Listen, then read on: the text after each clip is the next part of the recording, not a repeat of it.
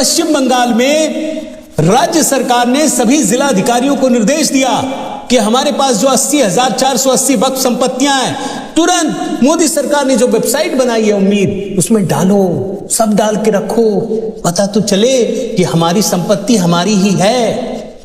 मजे की बात जानते हैं क्या है दोस्तों? मैं आपको कुछ एग्जाम्पल दे रहा हूं। अब वहां क्या किया होगा आप खुद ही समझ जाइए, जब पूरे देश में ही 1.5 लाख संपत्तियों का हुआ है। एग्जाम्पल देता हूं, एक दिल्ली का एग्जाम्पल देता हूं। दिल्ली में कैसे खेल होता है आप इस बात को समझिए।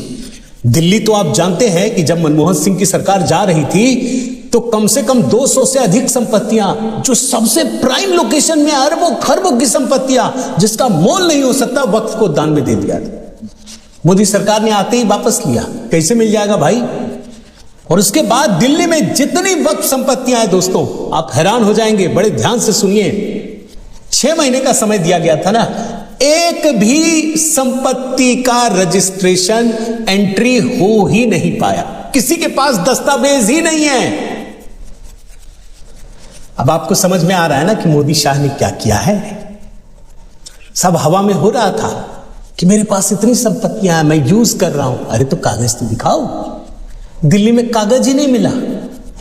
एक भी वक्त की संपत्ति का रजिस्ट्रेशन या अपलोड एंट्री हो ही नहीं पाया कल तक। यह है असली कहानी। उत्तर प्रदेश में आई। उत्तर प्रदेश जहां वक्फ की सबसे अधिक संपत्तियां हैं, आप समझ रहे हैं, सिर्फ 37% संपत्तियों का ही रजिस्ट्रेशन हो पाया। इसका मतलब क्या हुआ? इसका मतलब यह हुआ दोस्तों कि 85,000 संपत्तियों के दर्ज होने से रह जाने का खतरा पैदा हो गया। 1,26,000 वक्फ की संपत्तियां हैं।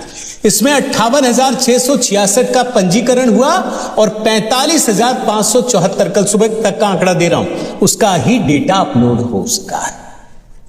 यानी अधिकतर के पास तो कागज ही नहीं है। कागज दिखाइए। उत्तर प्रदेश में राम मंदिर के लिए कागज मांग रहे थे, तो आपको भी दिखाना पड़ेगा। ऐसा तो हो नहीं सकता कि सिर्फ हिंदुओं को ही कागज दिखाना पड़ेगा। आप इस बात की गंभीरता को समझने का प्रयास कीजिए दोस्तों।